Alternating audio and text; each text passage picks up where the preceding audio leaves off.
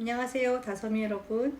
오늘은 신장 투석을 하고 계시는 분의 임플란트 치료에 대해서 알아보도록 하겠습니다.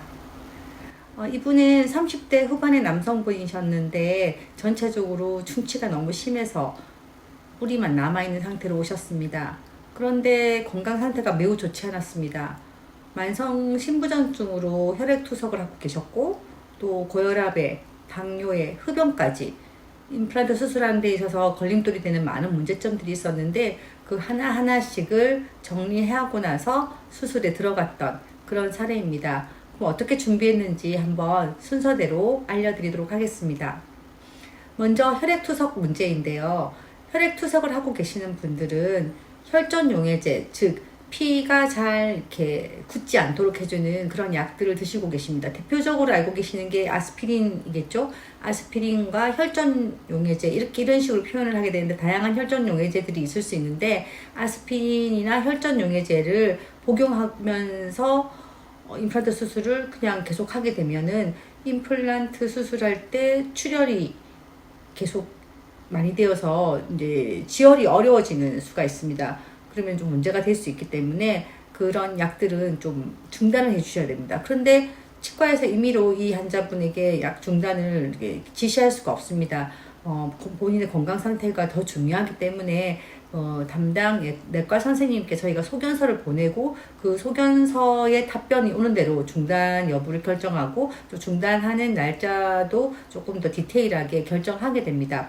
그래서 이분 같은 경우 저희가 이렇게 소견서를 보내드린 것을 보여드릴 수 있는데, 이제 소견서의 내용은 이분이 이제 전체적으로 한 20개 넘게 치아 뿌리가 남아 있어가지고 치아 발치를 한꺼번에 해야 되고, 또 임플란트 수술도 당일에 위아래 전체적으로 할 거다. 저희가 전체적으로 하는 것이 그 임플란트 임시 치아를 하기 위해서 전체 수술을 한 번에 하고 있잖아요.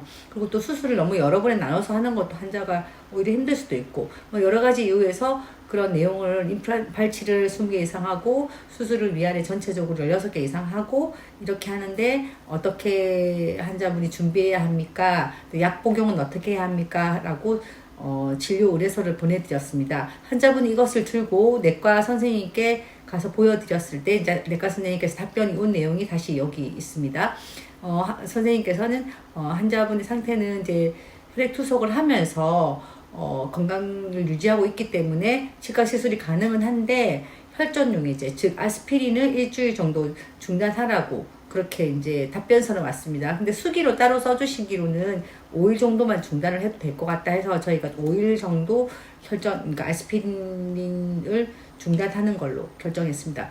그리고 이제 또 그 신장이 안 좋으시기 때문에 약에 따라서 신장에 더 많은 그 무리를 줄 수 있는 항생제나 소염 진통제가 있을 수 있잖아요. 그래서 수술하고 나서 약 처방을 저희가 아니라 내과 선생님께서 약 처방을 해주시기로 했습니다. 근데 이제 아무래도 수술하기 전날부터 항생제를 드시면은 수술 후 통증이라든지 감염의 위험성이 더 떨어지기 때문에 수술하기 하루 전날 그 내과 선생님에게서 항생제와 소염 진통제 처방을 받아서 약을 타서 하루 전날부터 이제 복용을 하시면서 다음날 이제 오시게 된 거죠.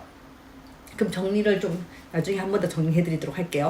또 그 다음에 이분이 두 번째는 금연을 필수로 해달라고 부탁했고, 여기 상악도의 뼈이식, 특별히 상악도 뼈이식 할 때는 금연 안 하면 뼈가 잘 안 만들어집니다. 흡연을 하시게 되면은 그 혈액이 세포 사이사이까지 잘 이렇게 갈 수가 없답니다. 혈관이 되게 좁아들어가지고 혈액이 가야 살도 만들고 뼈도 만들고 모든 상처의 치유가 이루어지게 돼. 모든 세포들이 혈액을 타고 움직이거든요. 근데 이 흡연을 하게 되면 모든 혈관들이 다 좁아들어가지고 그게 원활하게 되지 않기 때문에 뼈이식을 해도 뼈가 잘 안 만들어질 수도 있는 것이죠. 그래서 환자분께 이제 다른 뼈가 좋으신 분들은 뭐 담배를 좀 펴도 사실 임플란트에 큰 문제 없이 잘 됩니다. 되는데 이제 예를 들어서 지금 여기 위에 상악동의 뼈 이식을 좀 많이 해야 되는 상태였기 때문에, 그런 경우는 뼈가 잘 만들어지려면 금연을 좀 부탁드린다고 말씀드렸고, 환자분이 그렇게 하시겠다고 해서 이제 그 부분은 금연하기로 했고요. 이제 혈전용해제 약 일주일 중단하는 거는 5일간, 이분은 5일간 중단이죠. 그거 두 번째 이제 금연. 는 혈압인데 고혈압 환자인데 혈압약을 꾸준히 안 드셨는지 뭐 같은 어떤 혈압약을 드셨는데도 혈압이 높은 게 나왔는지 모르지만 저희 병원에서 이 혈압을 체크했을 때는 이완기 혈압이 100 이상이 나와서 그 부분에 대한 것도 진단하는 날 이제 환자분에게 숙지시켜서 좀 잘 유지 관리를 해달라. 유지를 해서 와달라 그렇게 부탁을 드렸습니다. 그래서 혈압 같은 경우는 이완기 아래쪽 혈압 기준으로 100 이하는 되어야 임플란트 수술을 진행할 수가 있습니다.